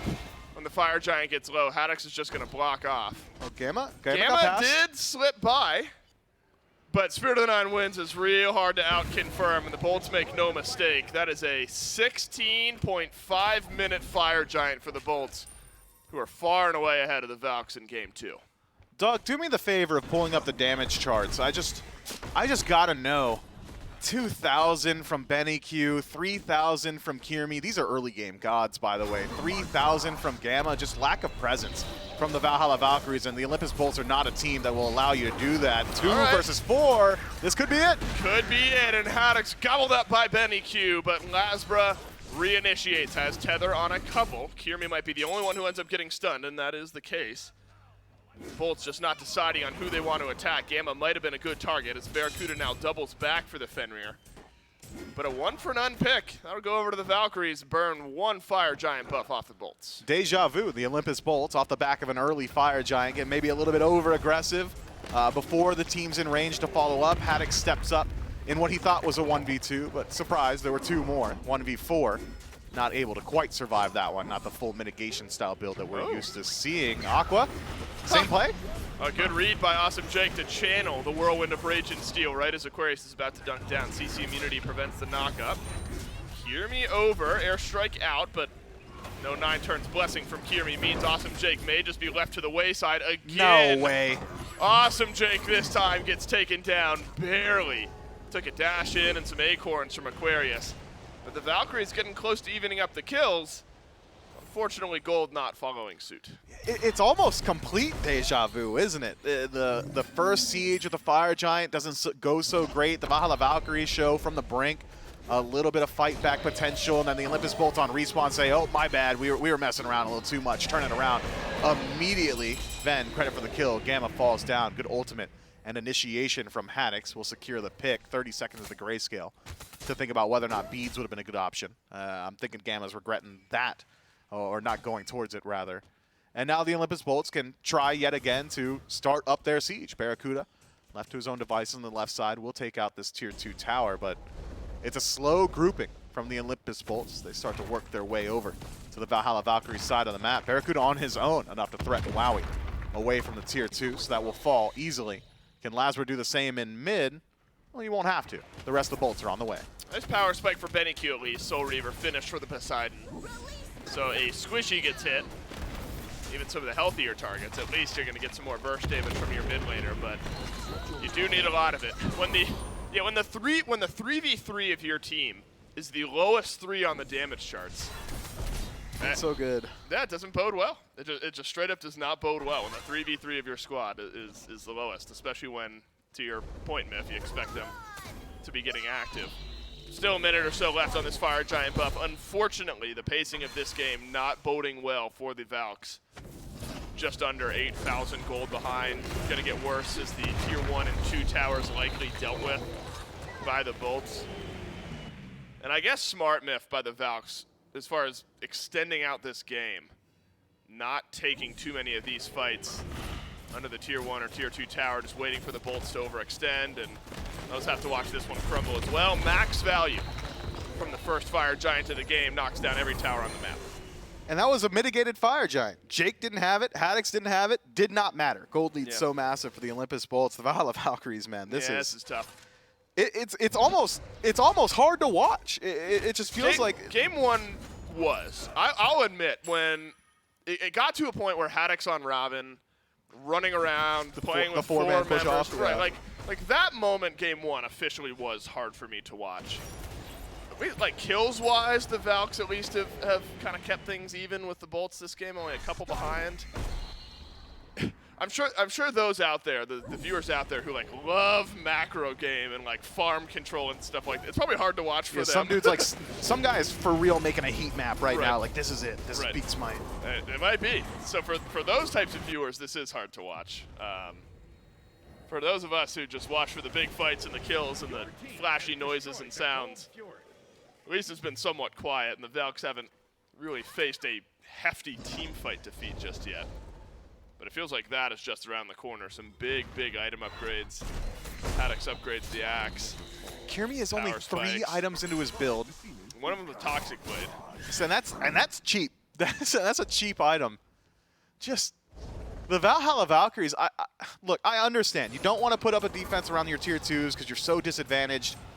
Do you feel better about a fight in neutral territory around the Fire Giant? Probably not. So maybe that tier 2 seemed like a better call. Do you want to fight under your Phoenix? Well, now the Olympus Bolts have collected Pyro, Gold, another Fire Giant, push their gold lead even further, and Emperor's now we'll armor. be approaching your Phoenix. It just feels like the Valhalla Valkyries are playing to extend the game rather than to win. And there's an argument to be made, hey, if we can extend the game to an hour, it doesn't matter what happened in the first 20 minutes. Which is true. Which is true, but you got to be realistic, man. You got to It's an dig in odds your game. heels, draw It's an your odds line in game. the sand somewhere. It's an odds game. The odds of extending this game to an hour are probably, in theory, what are the odds of this game going an hour versus the odds of winning a fight?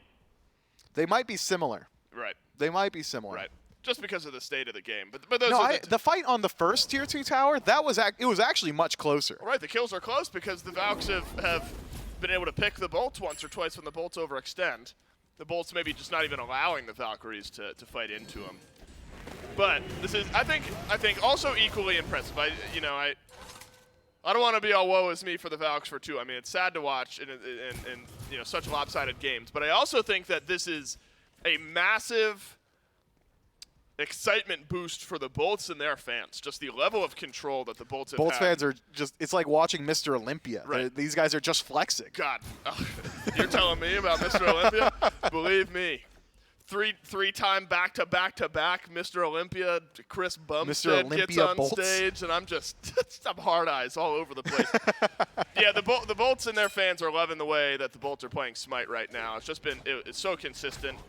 Even in slower pace, I mean, 8 kills across 23 minutes, nothing crazy about that. But the map control, the presence of mind of the Bolts. Yes, an overextension once or twice, but you afford yourself that luxury when the game is going the way it is.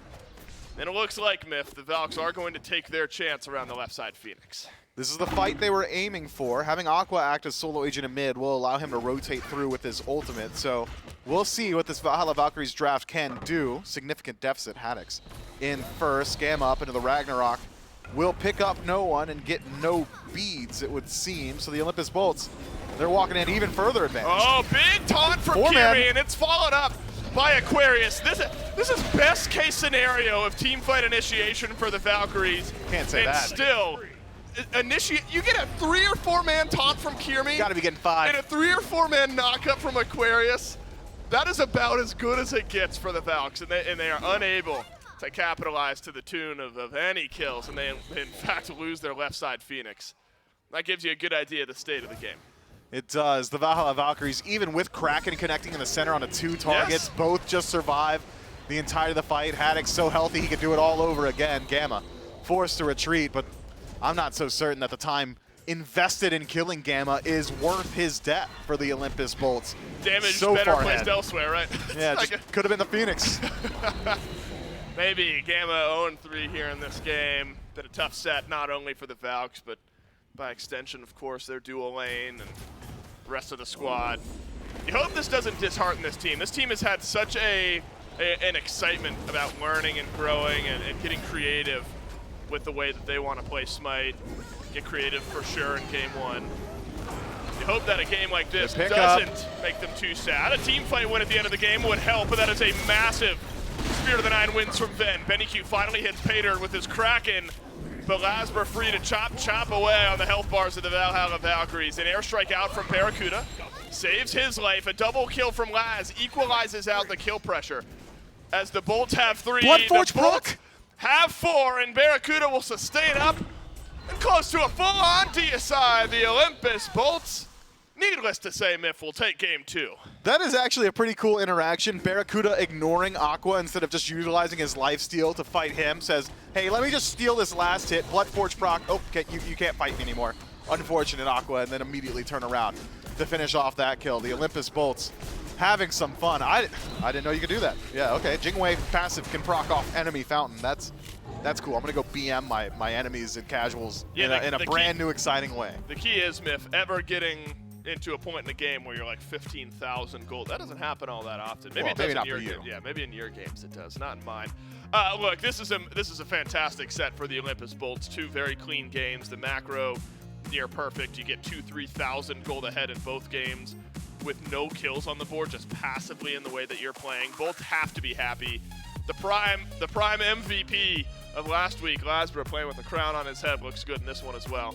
And I do want to echo a statement I made just prior to ending there. Hope this doesn't crush the spirit of the Valks. You know, it's Almost certainly not. This is a difficult type of set to lose. You hope that this team can bounce back, keep that excitement moving on to the rest of the weekend. I hope so. Doubleheader week for the Valks. Obviously not the way that I'm sure they would have liked to have started. Show a little bit more, but I suppose you could make the argument like maybe they're looking at that other set a little bit more, right? Maybe they were studying for that one and they were willing to allow the Bolts to have this one. Yep, we'll go with that one for the Valhalla Valkyries. Pretty simple here for the Olympus Bolts. A clean 2-0. The desk will take you through the rest of it and break it down. Yeah, thank you so much. Olympus Bolts with a clean 2-0 to start their week out because, Charlie, they do still have one more set to play for both of these teams out here. The Olympus Bolts will be back tomorrow. The Valkyries back on Sunday, but at least to start out the week for the Bolts, they find a 2-0 over the Valks. And kind of one of those sets that we used to talk about back in Season 8, kind of as a business as usual. You know, you're a number 1 seed team, you come in against an 8th seed. Expectations for a match like this are more often than not to go to that number 1 seed, to a team like the Bolts who's come in undefeated so far in their first 3 days of play, in their first 3 sets of play. They want to make it look real clean here, at least in their first set of today, our second set in the SPL. Yeah, it just seemed like a very easy comp to execute. They drafted that Cuckoo, they drafted a lot of CC around that. Ven got a ton of last hits with that ultimate, and the CC was there. The tanks played perfectly to set up this Cuckoo, and then things like this, where hi-rez just stun into knockup. Spear of the 9 Winds comes through. That's a clean, easy pick. You're going to see that a few more times throughout because that's just what the Bolts wanted to do, even when the kills were close. Like right now, for example, 1-1, you're seeing a massive gold lead in favor of the Bolts. They were just farming the map simply better. And I think if I remember, the exact verbiage from Mifflin was that combo just gets better the later the game goes. The Haddix, you know, getting the knock up into Spear of the 9 Winds or the stun into Spear of the 9 Winds, it just gets easier and much more dangerous as the game goes on, and we see it reflected time and time throughout. As you can see, once again, a setup to an easy pickup, though. Venenu missed that. Okay, Venenu actually missed that on a double stun into a knockup, and he still ended up missing. Still was able to make it up at the very end of the day there. The Olympus Bolts come up with a big win. Sometimes you read the juke, man. Sometimes the highlights actually show the words. Remember when we had Cubo Fred in here a couple of weeks ago, and we saw like a highlight where he missed 3 Pal-Out chain shots, still ended up getting the kill. You just go, well, that wasn't the best look there, but hey, he still got the kill. Yeah, it's not really, it's just about how the finish came through, and at least Ven did hit after the fact. I think he was just predicting the juke, and Lasbra is able to just blender through the rest of the backline. So even if that Spear of the 9 Mins wasn't connecting, they had the DPS, they had the CC in this squad that it was just a little bit too much to deal with. I will say, BennyQ having a much better performance than the Terra game number 1. For so sure. Certainly some highlights, I would say. And if you're losing a set 2-0 and your support isn't 0-5, it means that they weren't trying. So I think Gamma certainly was trying to get active, trying to find some, you know, like stepping up so that he was able to CC for his team. I think that stat line doesn't reflect how much he was trying to get active for the squad. So, you know, you gotta hope that they don't take that one too hard. The Bolts are just looking Clean. very clean. That's a good way to describe it. Yeah. Yeah, the Bolts are playing lights out in their first few weeks of play. Now with their 4th set complete, that will push them to 4-0 here in phase number 2, and still continuing to look to push that even further as it goes on. Remember, one of the big things we talked a lot about, at least in Season 8, was this old streak of, you know, an undefeated streak in season matchups. I think it was 9 in a row being held all the way back in like Season 2. The Bolts were one of those teams that got very close to at least tying or breaking that record, and then they got shut down. And then we saw, I think it was Tartarus Titans also made a similar run to that one. So the Olympus Bolts maybe trying to get back to that point where they could be close to that undefeated record and try and find that way here in phase number 2. And with a win over the Valkyries, it puts them that much closer. Yeah, I mean, you're the way you highlighted it, business as usual. That's what they came here to do, and it seems like that was all their plan was going into it. I mean, they drafted exactly around that. Of course, he came number 1. We saw a little bit of the I don't know how to phrase it otherwise than the Robin cringe, where Haddix was just running at 4 members. In game number 2 on the Horus, definitely a different style of play. I enjoyed that one a lot better. I just like watching the Horus to the skies being global and setting up for the squad. A different style of play just shows how much you got to draft against these bolts. They have so many different play styles that you never know what they're going to bring when it comes time to game day. Yeah, I mean, we get to see some of the fun that comes from Haddix, maybe some of the stuff that is, I guess, considered meta at this point. You know, it's very safe to say that Robin solo with this mitigation style of build, or just building this really tanky Robin, is just the meta right now, and until some changes are made on that, we'll probably expect to see that a lot throughout this week of SPL, maybe even some throughout the further weeks until we see some adjustments out to there. So something that we'll have to keep our eyes on, at least here on the desk, and the players at home, and even just the fans will probably have to be expecting things like that. The Olympus Bolt's able to at least find a nice win with that Robin in game number 1, and a win here in game number 2. And we got one of the members of the Olympus Bolt standing by for our post-game interview. We got the mid laner Venenu sitting by. Venenu, first off, congrats on the 2-0 win. How does it feel having Barra finally back in studio? I know he's masked up, he's still kind of getting over it, but how does it feel having the full team back now? It feels good, but yeah, he's still lacking some brain juice, so he'll be back to full form surely. Yeah, I remember walking out at the end of game 1 of the first set, and I just see him face down, completely sprawled out over against the couch. We would just walk by like, how you doing there, Barra? He's like, I'm doing okay. You get your first win up for the weekend today up against the Valkyries. Your next match is going to be against the Leviathans. For a match like this, you guys are coming in number 1 seed against, number 8 seed. Is this just one of those, we just got to come out here, win the game? It's kind of just that expectation? Yeah, we just got to try to stay focused through those. And then, your matchup against the Leviathans will be your next one. Maybe expecting a bit of a fight back on that team. The Leviathans have been struggling a little bit so far this phase. You expecting any change-ups with that team, though? Yeah, they looked really good versus Jade last week. So, I mean, just tomorrow we have to be ready, make sure we're drafting properly, prep, and yeah, it should be a good set. Always fun facing those guys, so yeah, should be good. Oh, yeah, always fun to watch that one. Well, congrats on your win. I'll let you get back to the scene and celebrate. Thanks for coming by. Thank you very much. Have a good one. You didn't ask him about the ult. The ult? Oh yeah, the one that he whiffed on a stunt and knocked on target into missing that. We just watched it in the highlight. He just gave us a look disgust like, what are you talking about? I didn't miss that one. You missed the ult, but he got the follow-up damage after.